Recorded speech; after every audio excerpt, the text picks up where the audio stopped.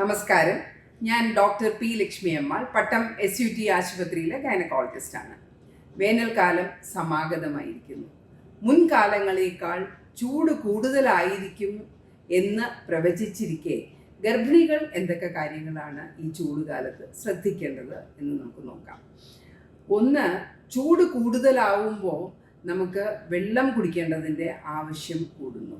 അല്ലെങ്കിൽ തന്നെ ഗർഭിണികൾ സാധാരണ ആളുകൾ കുടിക്കുന്നതിനേക്കാൾ വെള്ളം കൂടുതൽ കുടിക്കണം. വേനൽക്കാലത്ത് തീർച്ചയായിട്ടും ഒരു 2 ലിറ്റർ വെള്ളം വരെ കുടിക്കേണ്ടതാണ്. അതിന് ഏറ്റവും എളുപ്പം 2 ലിറ്റർ, ഓരോ ലിറ്റർ കുപ്പി 2 എണ്ണം വെള്ളം നിറച്ച് വയ്ക്കുക.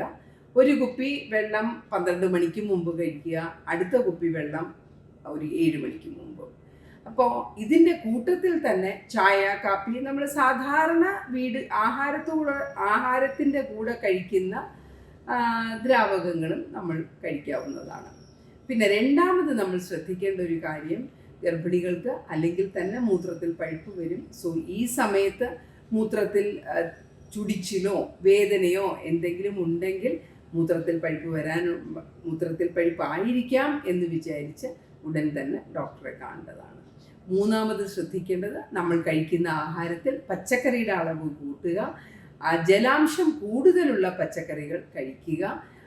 പഴവർഗ്ഗങ്ങളും അതുപോലെ തന്നെ തണ്ണിമത്തൻ പോലുള്ള ജലാംശം കൂടുതലുള്ള പഴവർഗ്ഗങ്ങൾ ദിവസവും കഴിച്ചിരിക്കേണ്ടത് അത്യന്താപേക്ഷിതമാണ്. ഏറ്റവും പ്രധാനമായി എനിക്ക് ഗർഭിണികളോട് പറയാനുള്ളത്, സൂര്യൻ്റെ ചൂട് കൂടുന്ന സമയത്ത് തീർച്ചയായിട്ടും അധിക സമയം പുറത്ത് നിൽക്കരുത്.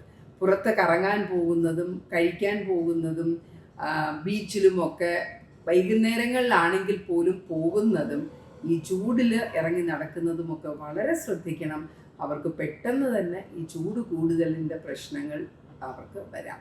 ഗർഭകാലത്തിൽ അത് താങ്ങാൻ കുറച്ച് പ്രയാസമായി വരും.